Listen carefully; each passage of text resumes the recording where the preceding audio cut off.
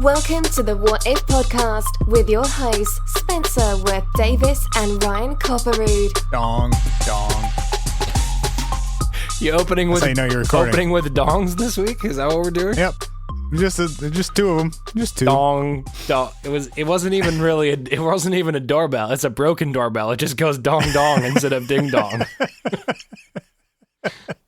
Dong. That's not what your doorbell does? It's not just a man calmly saying dong when somebody rings your doorbell? Do we say ding dong? Because usually doorbell chimes go like up, down, right? So like ding dong. So sure. It's so much weirder if it's just a monotone single note, dong, dong. Like that's such a weirder doorbell. Why is ding the higher one though? Couldn't it be dong ding? No, because like it's like a low sound and like ting is like a high sound. In my mind, anyway. It's all in my mind, Spencer. What note range does dong cover? Is that like baritone, and then ding is like dong, dong, dong, dong, dong? Yeah, I think you're donging until you get to soprano. And then all the way. Oh, geez, that's a long way to go. Well, because it's like ding dong. I mean, I don't know. Maybe it's not that far. Maybe it's like alto. Yeah, you're donging until you get to alto, and then alto up. Got to be honest. As somebody who makes music for a living, I still don't know what those ranges actually mean in terms of note values. Oh, I don't either, for sure. I mean, I just go back to show choir in high school. That's as far as I can be like, oh yeah, that's roughly. I understand what those people were singing. I know like the order they go in, but I couldn't tell you like the actual range.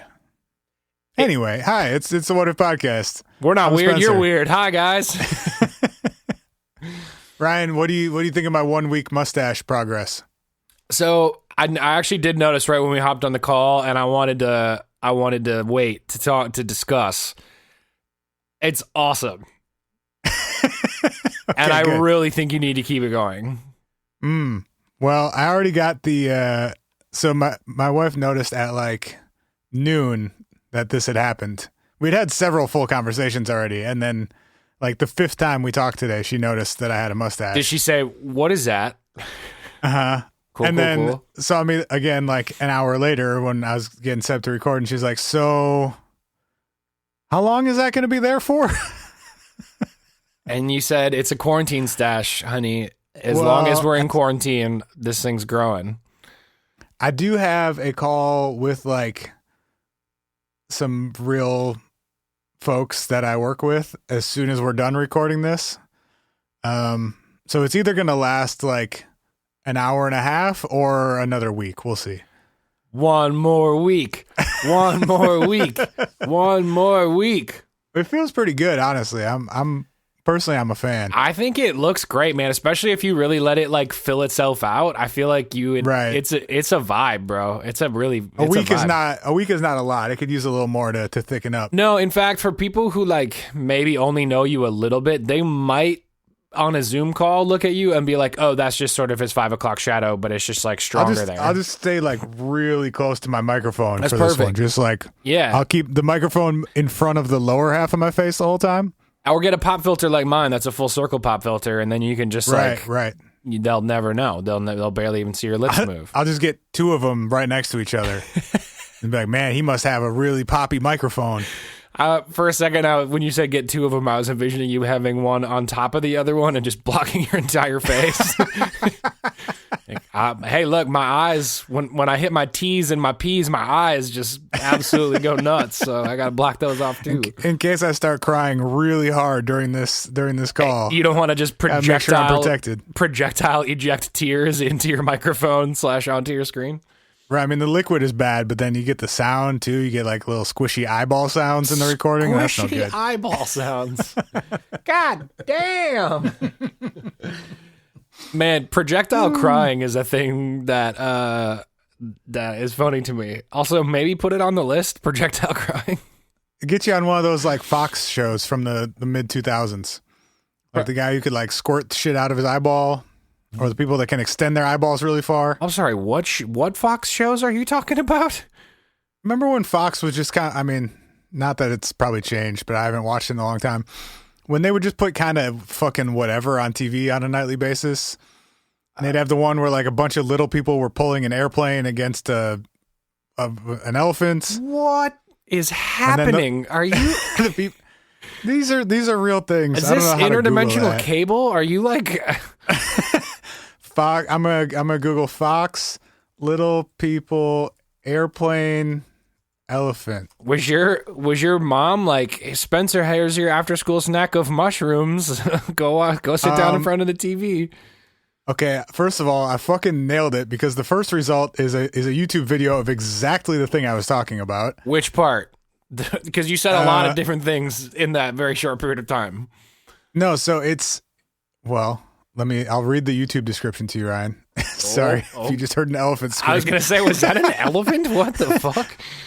The description is, what a race between elephants and humans pulling on a Boeing MDD DC-10s looks like.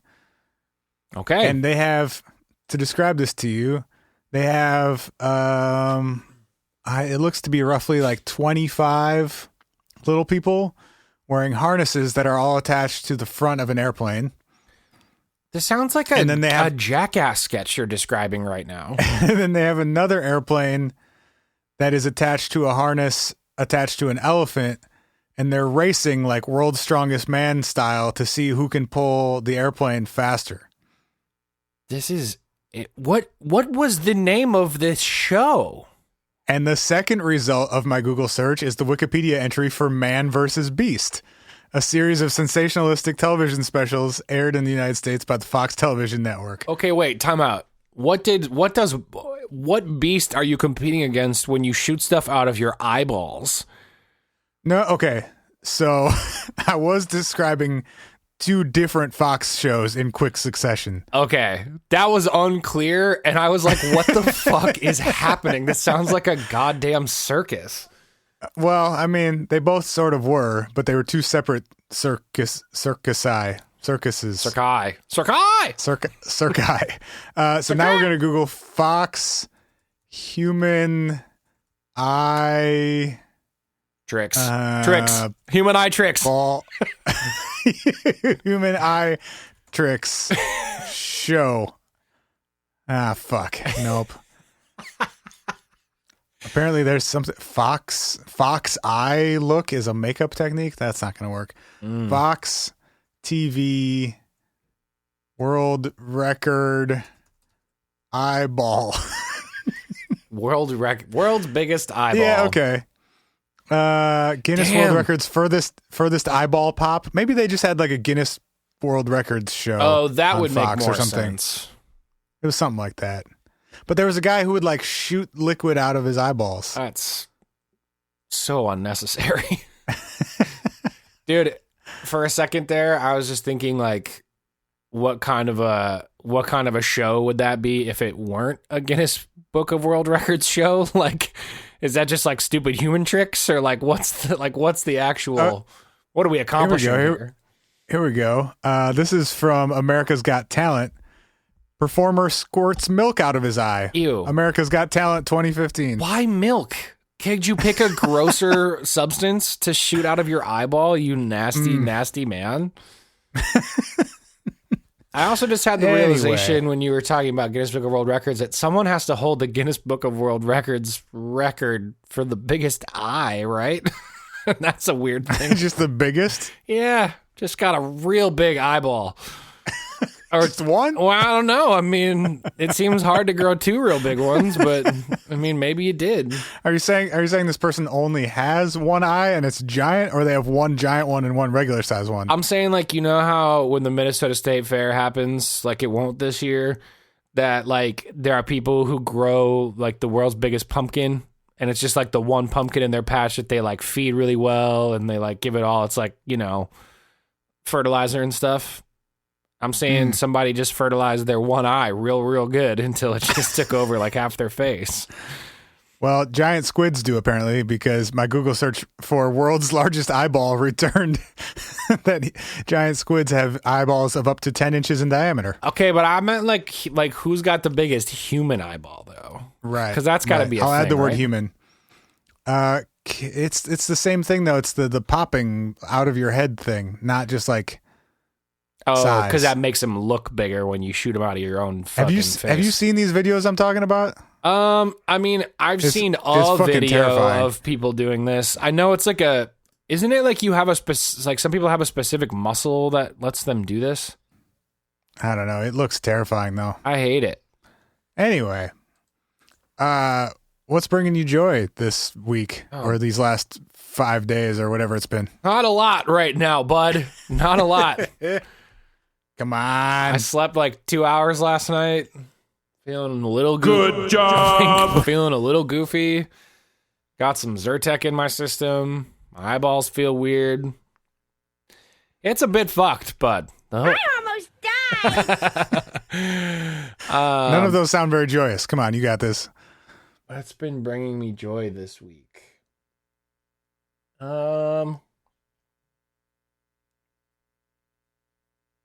Get there. It's honestly, bro, I keep doing the same thing, but like I keep making really bomb ass meals, dude.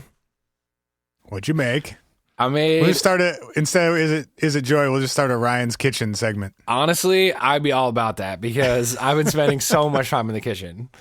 I made some like very traditional meatballs and a homemade marinara sauce last night. Hell yeah! It was fucking super duper chronic, and I ate it with my super duper chronic. He says, and I served it with my my sourdough bread, my homemade sourdough bread, bro. I'm making all my shit, bro. Oh shit! How would Paul Hollywood rate your bread? You know what? How was the crumb? Was it dense?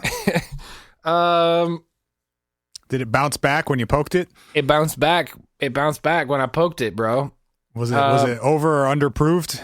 It was underproofed, for sure underproofed. Oh, I know. Dick. So it had a tight crumb? It had a tight crumb. Too tight of a crumb. But flavor was really good, and there was some good pockets. So it wasn't handshake worthy, but it was solid. Wait, does Paul Hollywood not shake people's hands when they fuck up? He only shakes people's hands if they make something truly extraordinary. Oh, wow. That is... That seems like sort of emotionally abusive in a way. He kind of is. Oh, man. That's Paul Hollywood. That's the second time I've heard that man's name this week, and that's enough. If you ever want a good laugh, check out his Instagram. It's glorious. What a name. I mean, just what a name on a guy, you know? Yeah. What a especially guy. for a Brit. Especially for a what? A Brit. Oh, yeah. How do you, like, is Hollywood a real name? That's got to be an assumed name, right? I don't think so. I mean, I knew a guy named Paul Hamburger, so if somebody can be named fuck Paul off. Hamburger, somebody can definitely be named Paul Hollywood. Okay, wait, but Hollywood is a... I think he played, or well, back when we had sports, he played for the Saints. Paul Hamburger played for the Saints? He sure did. Are you sure that wasn't just a deal that our, like, Division III baseball team was, like, running where they serve people hamburgers if he, like, hit a home run or something? They called him Paul Hamburger? No, or was it Mark? Oh, fuck.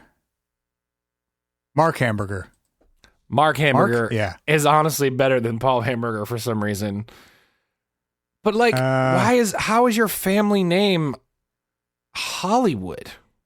Can it be? I'm so confused. Mark Hamburger, former pitcher, lives in a trailer named Marv. His trailer is named Marv. Yeah, this guy's my superhero, dude. He's got like, this dude? Yeah, I remember this dude now. He was the pitcher with the long hair. Yeah. Yeah, that's right. I remember this guy. So he's our age. We graduated the same year. He went to Mounds View, and one of my good friends in high school was like the second best pitcher in the Twin Cities at the same time as this dude, and they were homies. Oh my God, amazing. And my friend got a 13 on his ACTs and couldn't go to college, and Mark Hamburger went on to, I think, play in the majors at one point. Dude, he's great. He fucking lives in his trailer and like makes enough money to go fucking surf the country and play his guitar and shit. He's a fucking badass. Yeah, he played for the Saints for a minute. Yep. Paul John Hollywood is the son of bakery proprietor John F. Hollywood.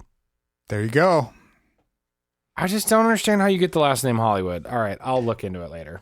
But hamburger is fine? Yeah, I because think if we're looking into names that shouldn't be names, start with the sandwich. Hamburg is a place, and hamburger is like somebody who's a Hamburg person, you know? Well, holly is a plant and wood is a plant. It makes sense. Holly plants and places. But Hollywood is a place in California where fucking movies get made, not a place in Britain where old guys run bakeries. But do you think that's the origin of the word Hollywood is the Well, I know part of Holly LA? and Wood are real things, but in terms of places you can be from, his dad is not from Hollywood, the place.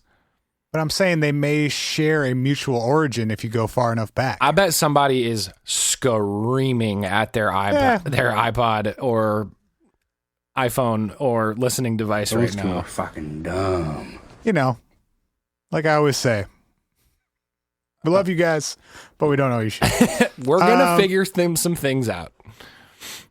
My joy, before we forget, Yeah. is I Hit me with your joy, bought a bro. fucking set of golf clubs. Oh I'm my- gonna start whacking some golf balls around. God, that's amazing, bud. How'd I you go about buying golf clubs in a quarantine pandemic, bud? have the internet. But I feel like People golf will clubs bring are a thing anything you to need your to, house if you put some money put some numbers in their digital bank account. I feel like there's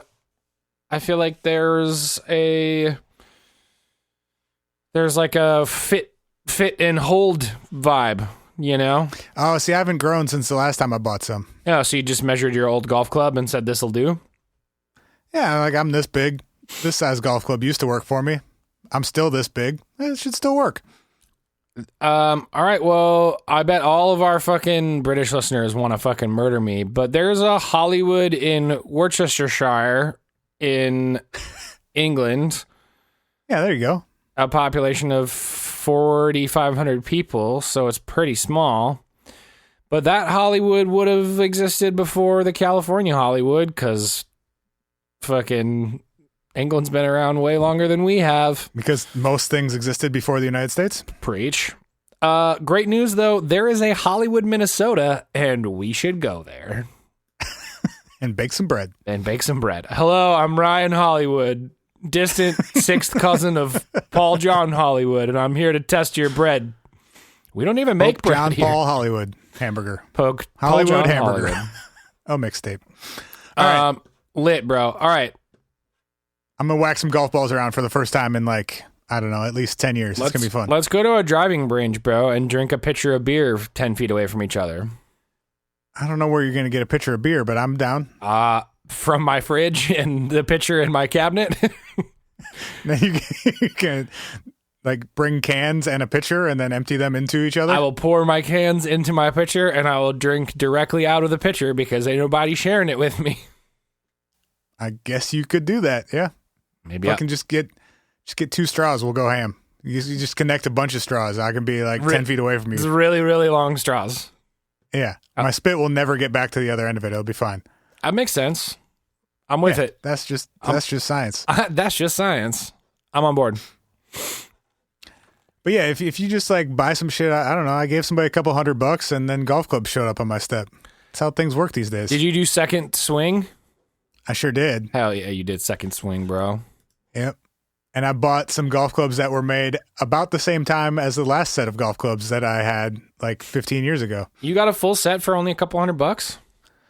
I set my budget for like everything I would need to play golf at $500 and came in just under it. Hell yeah, pimp. So like driver, irons, putter, bag, Terrific. some other shit. Terrific. Yeah.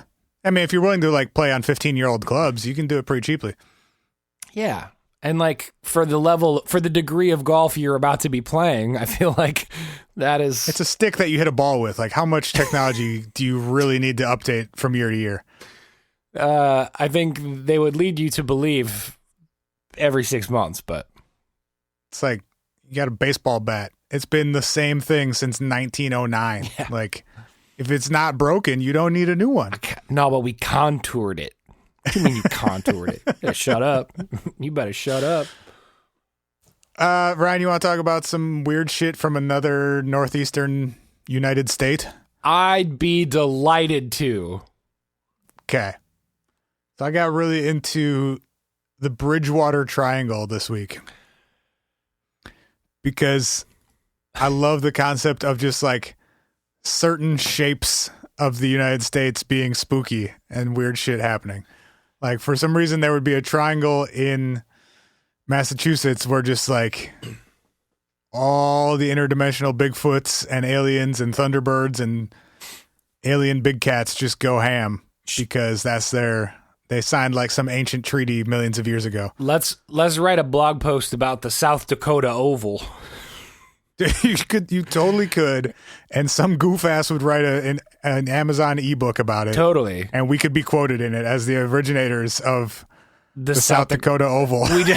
We just need to find 5 newspaper cases of people who got like scared or murdered or something in one general area. And be like, ooh, this is the South Dakota Oval. What you know about that? The Minnesota trapezoid. Ooh, very strong. Very strong. We'll hyper specific. The Longfellow rhombus. Ooh. It's just like 5 blocks, but it cuts diagonally a couple times. 2 of the corners are your house and my house.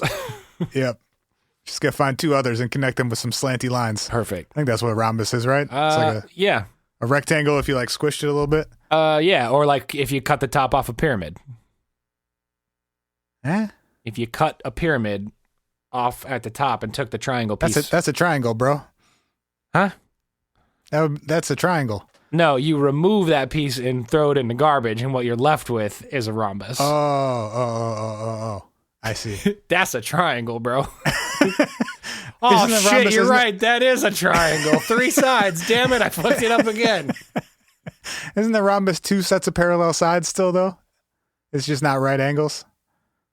Whatever. None of this matters. Y'all are yelling at Bridgewater us Triangle. It's a triangle in southeastern Massachusetts. The term was first coined in Lauren Coleman's 1983 book, Mysterious America. So all you got to do is write it down once, and then like 40 years later, people will still be telling goof-ass stories about it. Here we go. So it's between the towns of Abington, Freetown, and Rehoboth. Rehoboth. Rehoboth. Rehoboth. Fantastic. And there's all sorts of wild shit that supposedly happens there. I don't even know where to start, so we're just going to jump around to a bunch of different weird shit that is alleged to have happened in this triangle. Can I ask you a question? Sure. Do you believe in the possibility that there are certain places on the planet that are like hotbeds for whatever you want to call it, paranormal activity? Do you believe in that conceptually? It seems like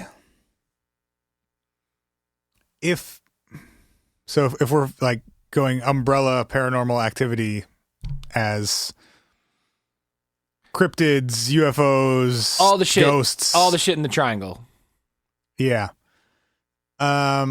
It does seem like if that stuff is happening, it probably wouldn't happen equally everywhere, right? Whether it's aliens visiting, you're probably not going to go to another planet and pick a location arbitrarily, right? Yeah, probably.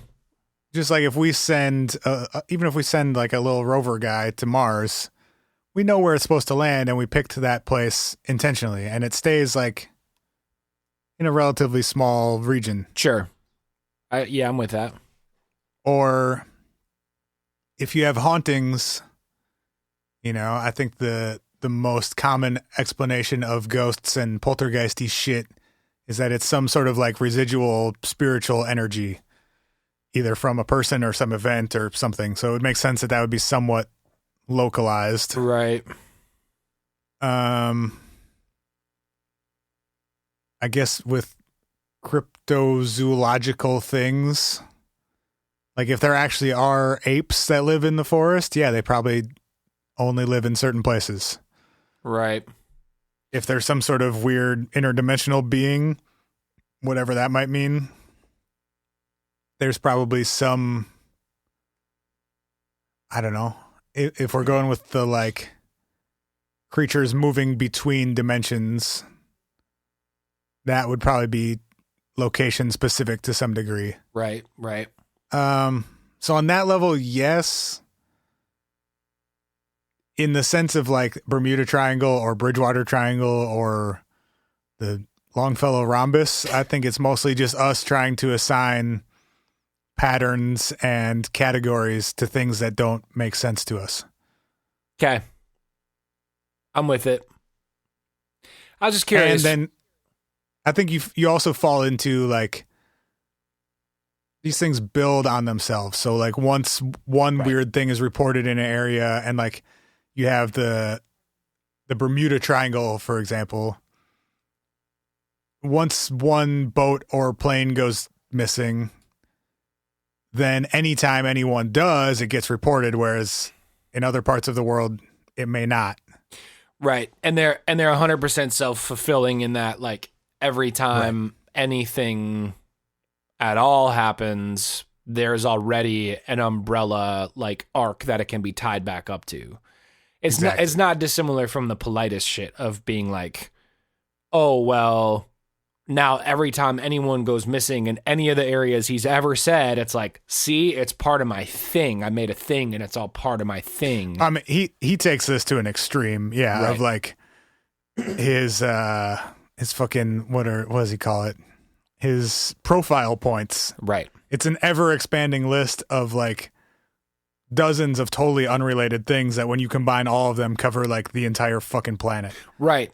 And it's almost like in some ways he uses this very far out, like ridiculous concept to account for it. And this place like Bridgewater is just like, we'll just use a geometric shape.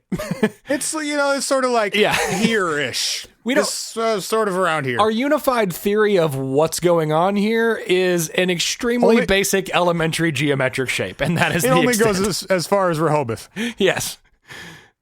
Any weird shit outside of Rehoboth, we're not responsible for. Unrelated. If it's in between these three plot points, it's related. You get down to Worcester, that ain't us. That's a different Bigfoot. Before we jump into the weird shit, we got to talk about BetterHelp for just a minute. Ryan. Spencer. What interferes with your happiness? Oh boy. We don't have enough podcasts to make that list. Well, if you don't want to tell me about it, you can go to betterhelp.com and they will assess your needs and match you with your own licensed professional therapist. Heck yeah. You can connect in a safe and private online environment. You can start communicating in under 24 hours from signing up. And it's not self-help, it is professional counseling. They are committed to facilitating great therapeutic matches, so they make it easy and free to change counselors if you ever need to. It's more affordable than traditional counseling, and they offer financial aid. Plus, what's better than being able to text or do video or email with a counselor at any time you need?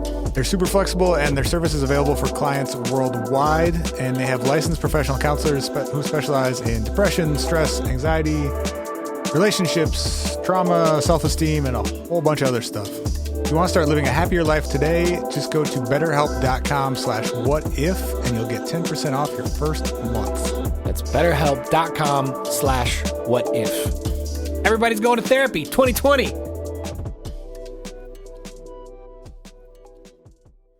So I guess let's start with, one more thing on that is with the paranormal shit, I think it's even worse because now anytime anybody sees a bear, it's a Bigfoot.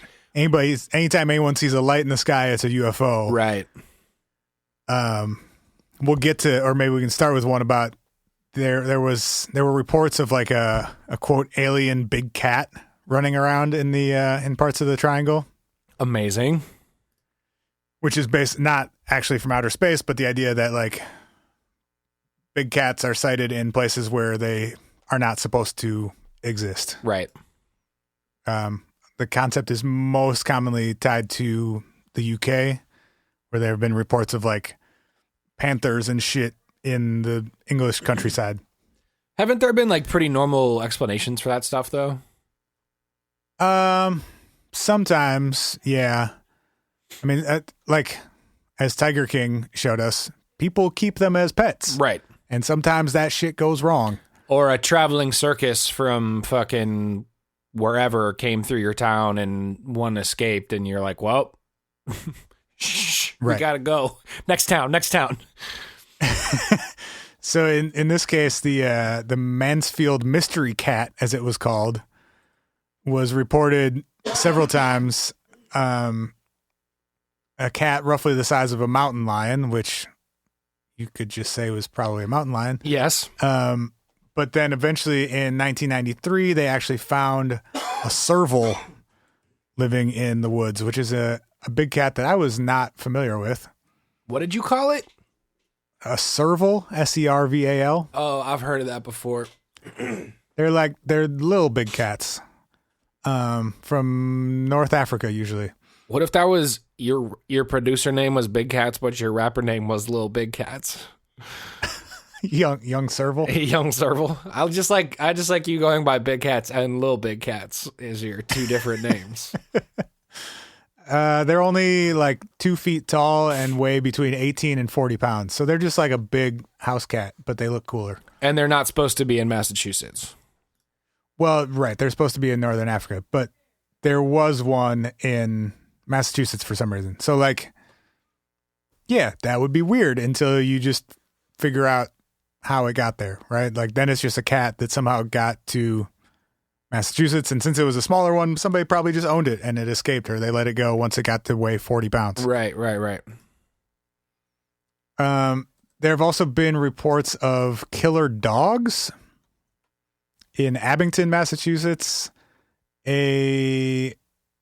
Someone who owned horses reported that a giant dog killed 2 of their horses by chomping out their throats. Holy shit. So this dog was big enough to get up to a horse's throat, which is, I don't know, 4 or 5 feet off the ground at least, probably. Right.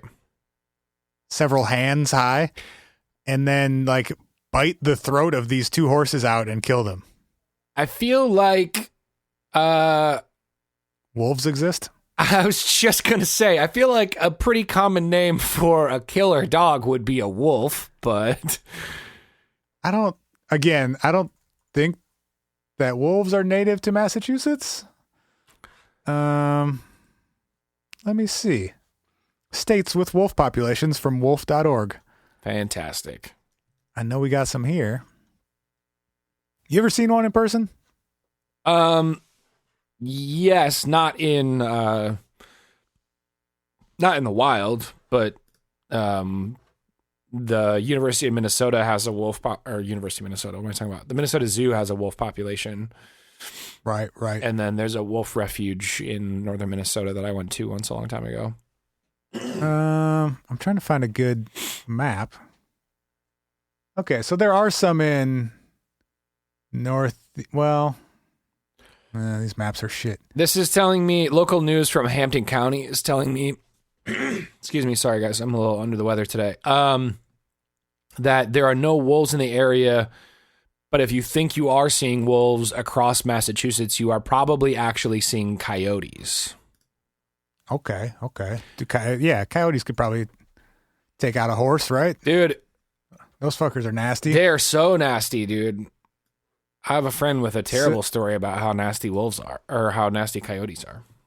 According to the Wolf Conservation Center, there are, so we have, Alaska has the most, with between 7 and 11,000 wild gray wolves. The Western Great Lakes states have roughly 4,000. In the Rockies and the Pacific Northwest. And then North Carolina has red wolves, which I don't know what those are. Sounds badass, though. We got the most outside of Alaska, though. Fuck with us. Oh, let's go, 2,600 gray wolves in Minnesota. Let's go, baby. So yeah, coyotes or wolves or giant dogs, killer dogs are taking out horses. Okay.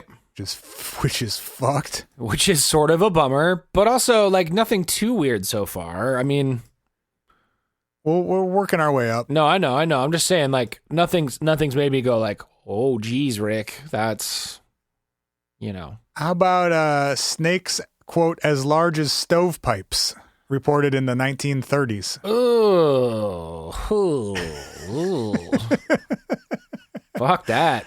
That's some anaconda shit. Which, again, pretty fucking weird, but not like impossible. Right. I mean, a stovepipe is what, like 8 inches across, maybe? Yeah. 10? Yeah. I mean, that's like a boa constrictor size snake, which would be pretty fucked up to see in Massachusetts. And again, like, people keep snakes. Probably less so in the 1930s. Sure.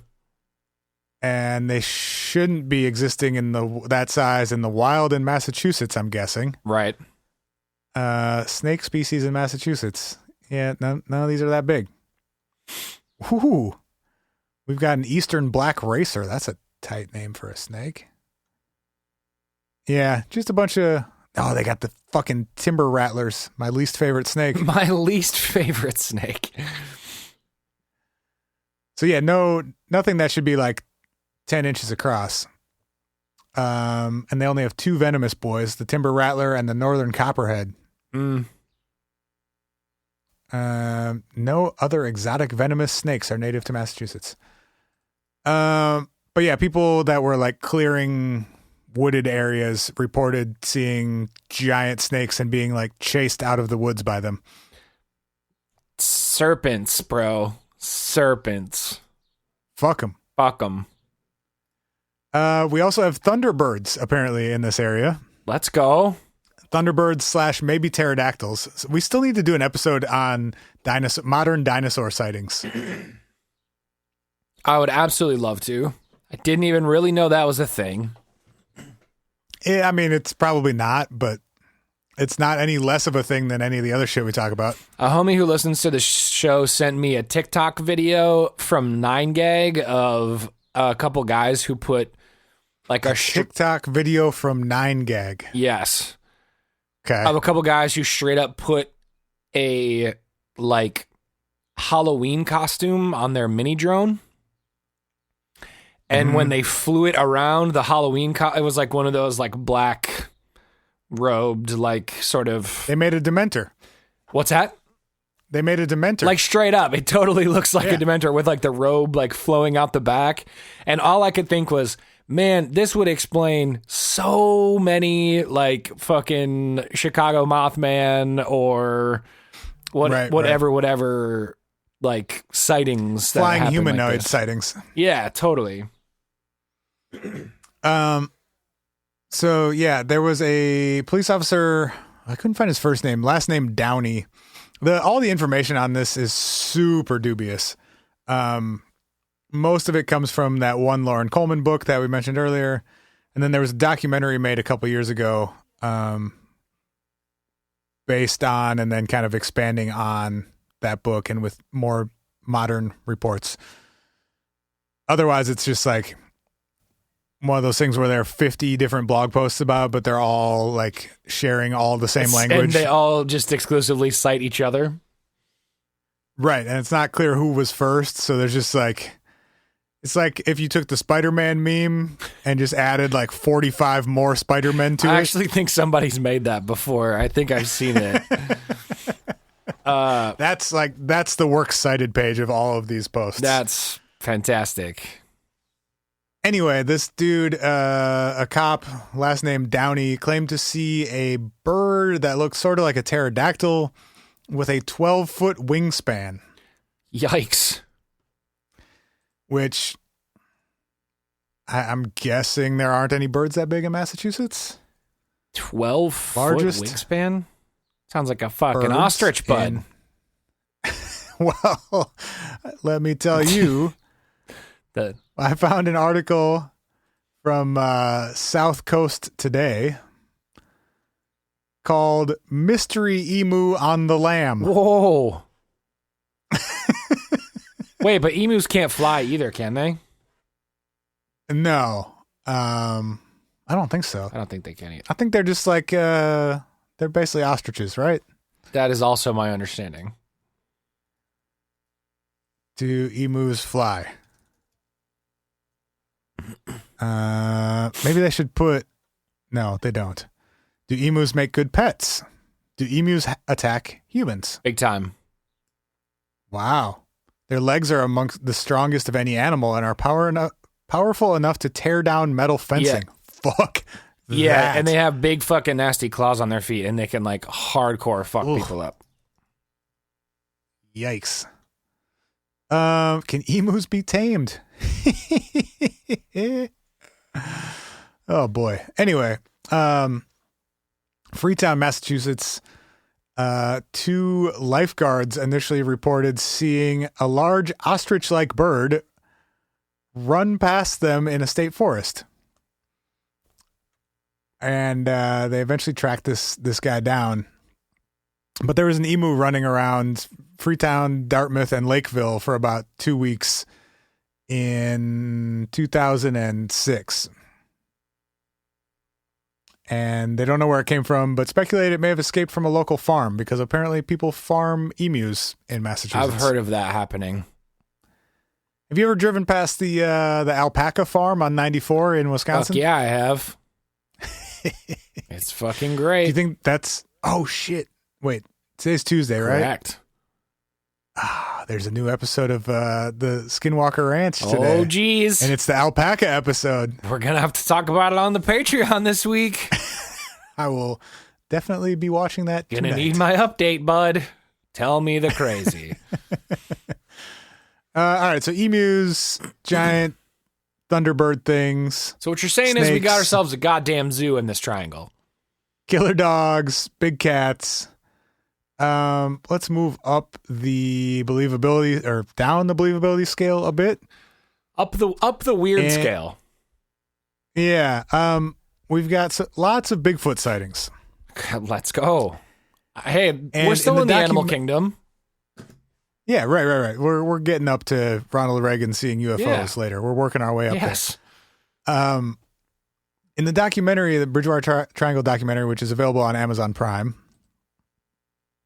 Oh, one other thing for Patreon. I'm going to download fucking UFO tough guy. Stephen Greer's new Summon UFOs with Your Consciousness app and give it a shot and report back on Thursday. Oh, let's go. Or Friday. Can you guide me through it and we can do one simultaneously while on the show? Well, you got to be outside. I got windows. Which might make recording a little bit tricky. I got windows. You got a couple cables you could string together, bring your mic outside? Not really. Well, actually, drop some extras in your mailbox. Technically, my shit doesn't need power, so I could just take my laptop outside. Oh, there you go. Yeah, perfect.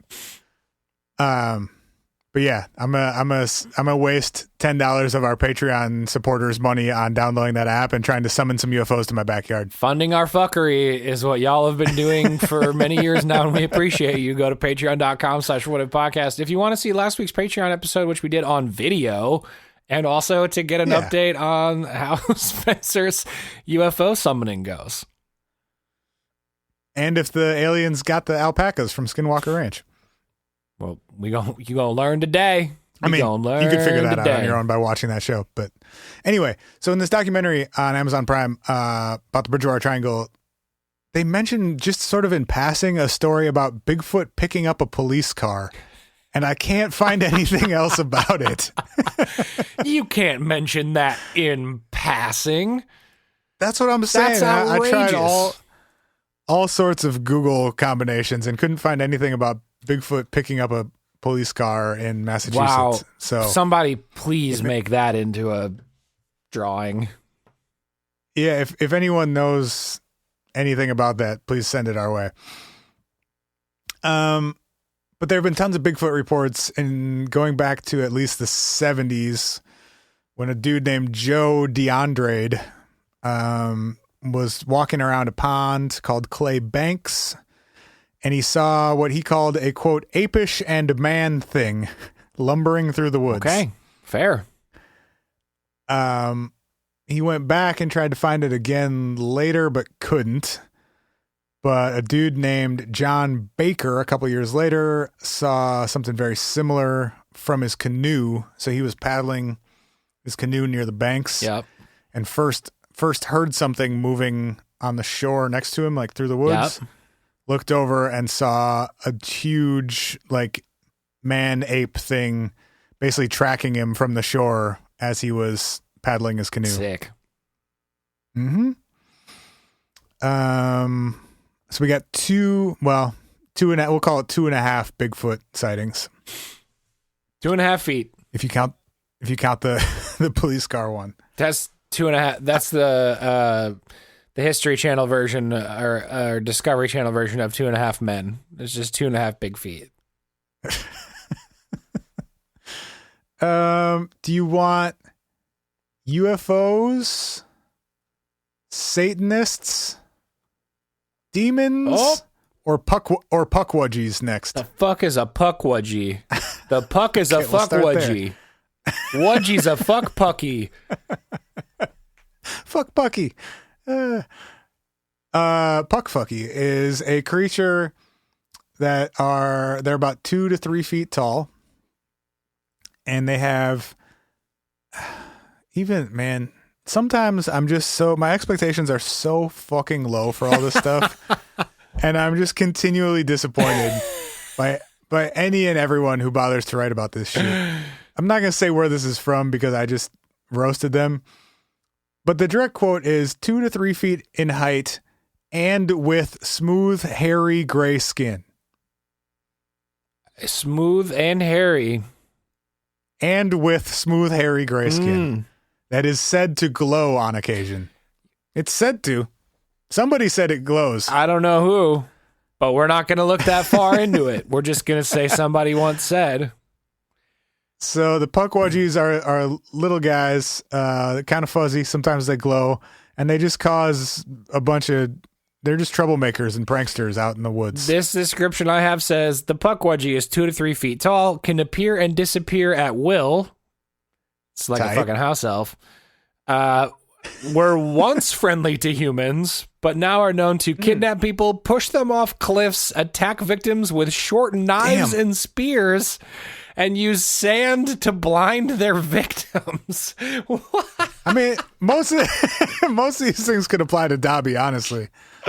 Yo, that's pocket super sand. True. But also, Dobby plays pocket sand.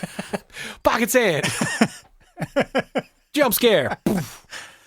God damn. How are they gonna blind? They'd have to jump really high to blind somebody with sand if they're 2 feet tall. That or they got fucking Mark. Just got a fucking cannon. They got Mark Hamburger throwing arms, bro. Just 80 mile per hour fastball pitching that sand up into your face piece. Oh, God damn it! Some of this shit is dumb. My description said these creatures are also said to be competent magic users and shapeshifters. Okay. Competent magic users. Put it on the list. Also, I mean, you can't just say that. You can't just say that these beings no one ever has seen as a competent magic user. Come on. Well, the only story I could find about somebody who maybe saw one is a guy named Bill who was out walking his dog, and he comes up to a street light, and a little dude about 3 feet tall walks out from the darkness and stands in the street light. He's hairy, 3 feet tall, naked, and with a big old pot belly. And he says face looked kind of like a chipmunk. Cool. And he's just repeated Ewan Chu to him over and over with his hand out. Okay. Ewan Chu. Bill turned his ass around and walked back home. And that was the end of the story. Come on, Bill. You know you're not supposed to take LSD before you walk your dog, bud. You know what though? I fuck with Bill's approach here. A little fuzzy guy comes out of the woods and starts talking to you. Just turn around and keep it Go pushing. the other way. I don't need to know anything else about what's going on here, but I know it's not for me. Not today, Satan. I am uninterested. Speaking of Satan, Take me there. Well, not to Satan, but, you know. Take me, Satan. There have been some actual satanic-ish activities in the Freetown Forest. Cool. Which is in the Bridgewater Triangle. In the 70s and 80s, police frequently found all kinds of weird shit, including an underground bunker that was full of like pentagrams and drawings and things that looked like they might be used in cult activities and, quote, possibly even human sacrifice. Ugh. In the 1980s, somebody was walking through the woods or had a shack in the woods, I guess. It says a bog worker complained of trespassers converging on his shack dressed in black robes. That is one hell of a sentence. First of all, I have no idea what a bog worker means, even a little bit. Second of all, get off my lawn inside of like the scariest triangle ever, but also just referring to your residence as a shack is like sort of a weird way to do that. Maybe it was Bubbles. Hey, I gotta protect my kitties. When the man contacted police, investigators found a large pentagram in the ground made up of carefully placed stones. The stones were taken away, but when authorities visited the scene the following day, the pentagram stone configurations were reportedly back to their precise location. Cool. A self-reorganizing Satan portal. Yep. Lit. Several reports of cattle mutilations. This really has the whole in the 90s. This has the whole every ingredient, man. This is it's the Crunchwrap Supreme of fucking paranormal activity, bro. We won't get into it, but there have been some weird ass murders and disappearances in the area. Nope. None of that, please. Some kids robbed a grave and stole the person's skull because they said they could gain power by drinking out of it. Oh, okay, guys. Fucking find a TV show. What the fuck? You guys silly? I'm still going to send it. Hey, I mean, you can't know unless you try, though, right? Hey, you guys, How It's Made is on. Do you want to drink some Code Red and watch How It's Made? Another day, another beer. No, actually, I was thinking we could steal a bottle of my dad's scotch, go into the woods and rob a grave and get drunk out of the fucking skull. Oh, well, that's another idea, I guess. Jesus. Let's see. UFOs. Let's do UFOs. There's a couple people reported a, quote, flying lantern as far back as 1908. How big is this area? I mean, I know Massachusetts ain't all that big in general. 200 square miles, roughly. This is a lot of bullshit for one small space. I'm saying, man. So yeah, flying lantern in 1908. In the 70s, I wrote the 1070s, but that's supposed to be the 1970s. Jerry Lopez and some guy named Steve saw a flying home plate the size of 5 747s wing to wing that had a power cord hanging down from it. God damn. That's a lot. And another dude named Ron Baker soon after saw a flying home plate that he said was the size of 2 football fields. Okay, multiple flying home plates is actually kind of interesting, though. Ryan, would you like to approximate the size of either 2 football fields or 5 747s wing to wing for us? 2 football fields has been done for us. There's no more approximating involved there. 7. Football fields is like the ultimate common denominator. It can't be reduced any further. It's the American way of how far away anything is. About a football field. Fucking 5 757s. 47s, wing to wing. 5 747s. Yep, tip to tip. I'd say that's it's about 7 or 8 football fields.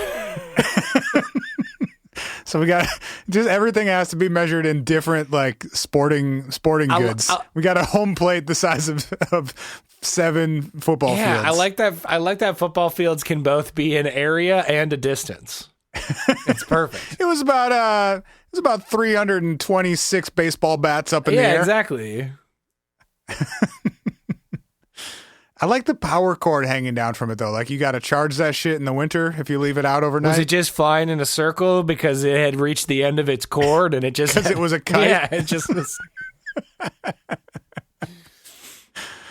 The Hockomock Swamp is one of the places that's also like especially fucked, I guess.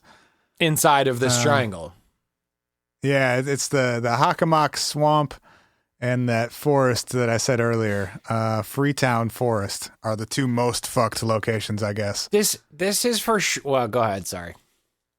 No, that's a good time to interject. I was gonna say this is for sure one of those situations where it's like they maybe had a few weird things happen, and now this book is able to be written because so many people in the area are like, yeah, you hear about the weird shit that happens over here? Yeah, one time my buddy. And then it's just insert literally anything that could have possibly happened there. And it's I'll run through this thing. I'll run through just a couple more to really make that point for you. Ronald Reagan saw a UFO there in 1974. Let's go. He was flying. This was when he was governor of. Where was he governor? Don't know. California. I'm gonna say yes. That sounds right to me. I don't know. You look it up. I'll tell the story. He was flying his Cessna over a part. There's a rock quarry within this triangle somewhere. He was flying over it in his Cessna with Air Force Colonel Bill Paitner, and they saw a strange light tailing their plane that they said accelerated, decelerated, stretched out, like became elongated, and then shot straight up into the air and disappeared. Okay. Mm-hmm. We were right. California. Nailed it. I wrote down in my notes from the documentary Lake Nipponicket forest monkeys. I don't really remember what that was about. Whoa. But apparently there are monkeys that live in the forest. We're back in the animal kingdom. Let's go. People have reported seeing weird orbs or spook lights near the dog track in Raynham. Oh my God. This is just can't stop, won't stop. Oh, I wrote down this UFO report just because the quote from the woman who saw it is fantastic. Yes. Give it to me. Area resident Courtney Cullen says she saw a UFO in the summer of 1999 while at a cookout in Bridgewater near Lake Nipponicket, where there are apparently forest monkeys. Okay. And she said, quote, suddenly there was a noise, wicked loud. And next there were lights in the sky. No color, but just bright lights. They were descending fast, like coming straight at the house behind where we were at the cookout. And just as it seemed the lights were going to crash into the house, they darted sideways at this unbelievable speed and just disappeared. But what I also remembered is that soon after we saw the lights, more than one helicopter appeared in the sky in the area where the lights were. Wicked fucking loud. Which, could have been the helicopters, but whatever. One light to rule them all. Both the helicopters and then, is the UFOs. That's my favorite conspiracy theory is just people who think helicopters are spooky. Black helicopters. They have to be. Yeah, don't they have to be black? I think they have to be black. Well, traditionally, yes. They got to be black. Like this object that we know existed and has been around for whatever 70 years. So spooky. The spookiest, Must be the bro. aliens. The spookiest. It's a UFO disguising itself as a helicopter, Ryan. And then to close, this is not quite in the arbitrary triangle, but it's very close. We have the Dover Demon. Oh, sure. You familiar with this one? I remember hearing the concept. I think I remember it mostly because of we did that like by state. What's your weird shit by state map thing? Oh, once. sure. This is probably Massachusetts. I think this was Weird Massachusetts. So to quickly tell the story, April 21st and 22nd of 1977 in Dover, Mass, Will Bartlett and two other friends, they were in high school at the time, they were driving and saw a thing standing on a wall with glowing eyes. He said it had no tail and an egg-shaped head. And they saw it from, he guessed, about 10 feet away, like they drove right past it. He said it was some kind of creature with long, thin fingers and more human-like than animal. He said it reminded him of a kid with a distended belly. I've always tried to guess what it was, but I never had any idea. Motherfucker just saw Humpty Dumpty, bro. Another kid named John Baxter reported seeing the same thing that same night, and then the next night, another 15-year-old kid, Abby Brabham, claimed to have seen it on Springdale Avenue. So this was all about 2 miles apart.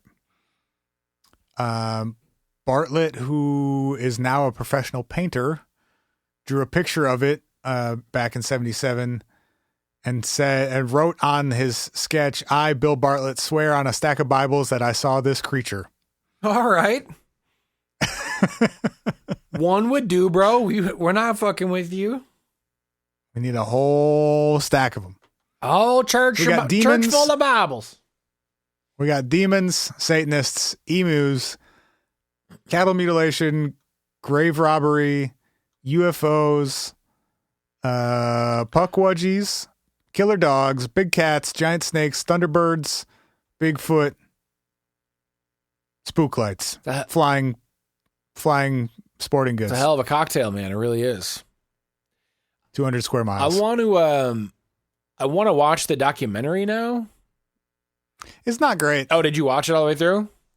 Yeah. Because I was going to say the documentary. The first half or so is pretty good, and then they focus a lot on the murdery aspects in the second half. Oh, that's a bummer. Actually, at one point yesterday, now that we all are working from home, Katie gets subjected to some of the weird shit that I watch and read about throughout the week. Right. And I was watching this in the living room yesterday, and she actually yelled from her office at one point, "What the fuck are you watching?" when they were talking about kid murder for like half an hour at the end of it. Oh, that's not cool. No, it was not great. That's not fun. Just talk more about the fucking fuck putties. Yeah, that got surprisingly little screen time. Well, it's a surprisingly little guy. Heyo. Touche. Heyo. Man, so the reason that I asked you at the beginning of all this whether or not you believe in that stuff is just because I think I'm simultaneously like intrigued, but also sort of like mega eye rolly about these hotbed locations.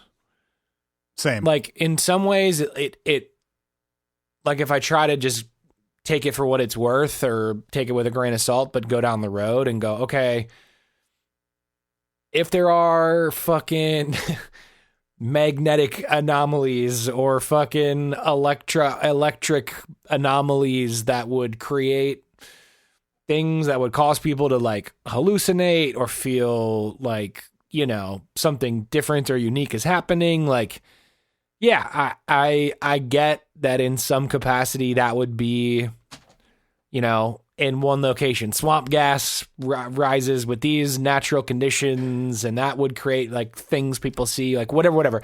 I get that would probably all happen in one spot. No one has ever like really explained to me how any of that shit would work either, though. No, for sure.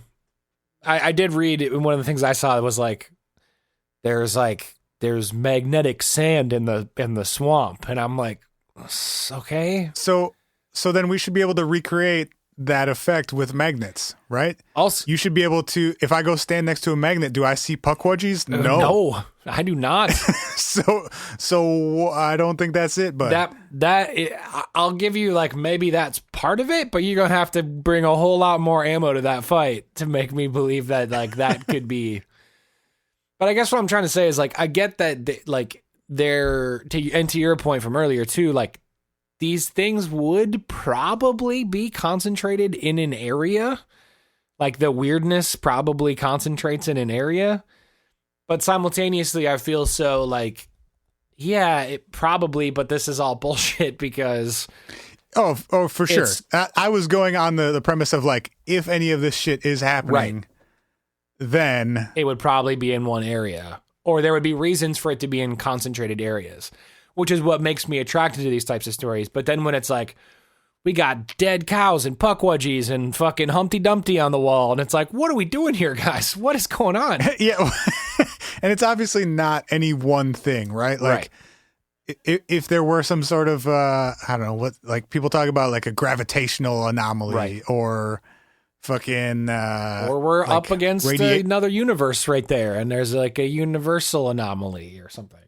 Sure. So then that explains why we got monkeys in the forest and why Satanists are sacrificing cows. There's a wormhole that goes through the planet from fucking South America to Massachusetts, and that's how the monkeys are getting there. They just hopping in the portal and landing on the other side. But then where are the UFOs coming from? That's a different wormhole. and where's Bigfoot finding all these police cars? Different wormhole, bro. Maybe it's a Grand Central Station ass wormhole. So there's just a convergence of wormholes from all the different locations.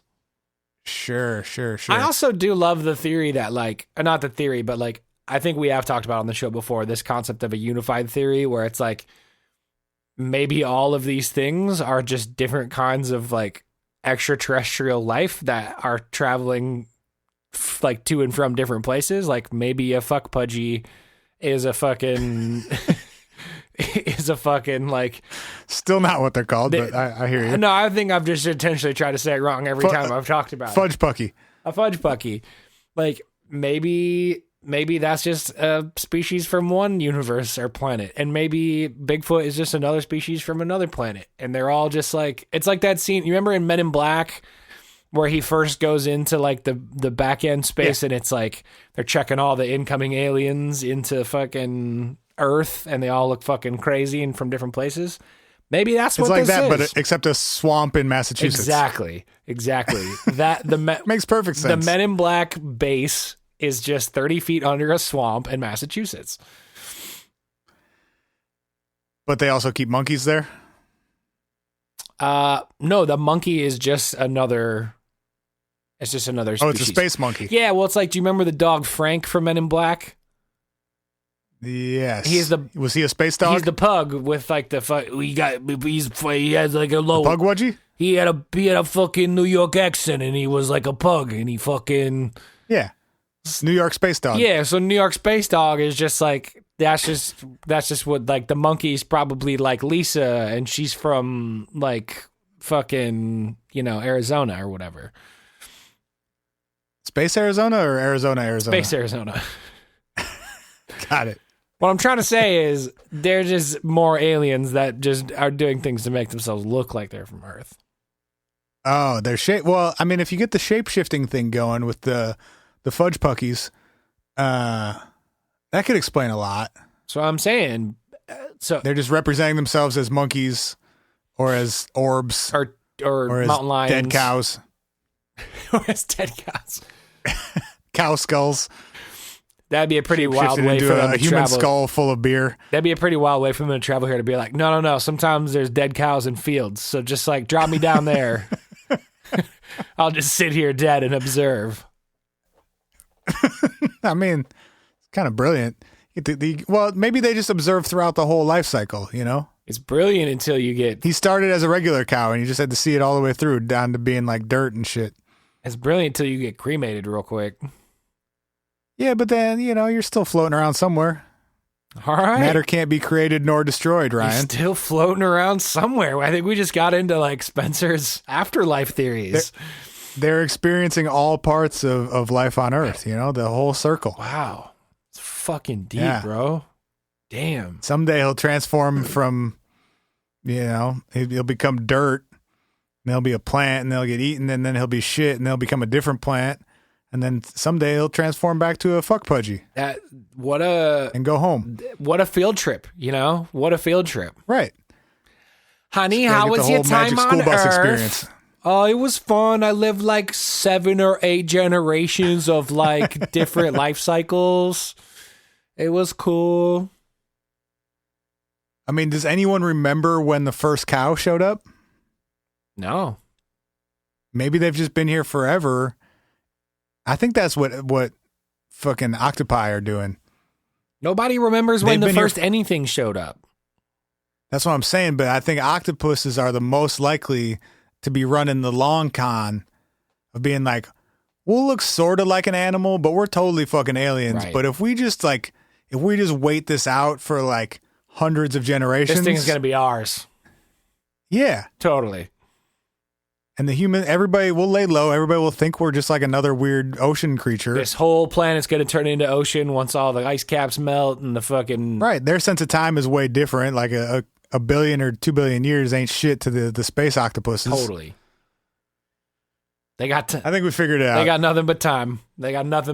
I think we did. I think this is it. This is our unified theory of everything we've ever talked about. We just figured it out. Everything's an octopus. That's my unified theory. The ubiquitous octopi. They can kind of shapeshift. Ubiquitous octopus. The ubiquitous octopus. Doing vocal warm-ups an hour in. The Human Torch. Unique New York. All right, dude. Any words of wisdom to leave us with today? No, I'm not wise at all, but I love you guys, and we appreciate y'all very much. We hope y'all are continuing to try to stay safe and sane and all of this bullshit. If you want to send us an email, it's hi@whatifpodcast.com. We're at whatifpod on all the socials. Go join the Facebook group. People have been uplifting each other in when people need a smile or a high five or a digital hug these days. So go join the Facebook group if you want to hang out with. There's at least a couple million. At least a couple million in by now. Leave us. We ain't down with killing. We down with chilling. Peace. Leave us a voicemail at 612-246. Whoa, 612-246-4614. Wait, holy shit, did I forget the phone number? 612-246-4614. That was a bit fucked. Oh, man. And then I completely ruined it. It's my bad. It's fine.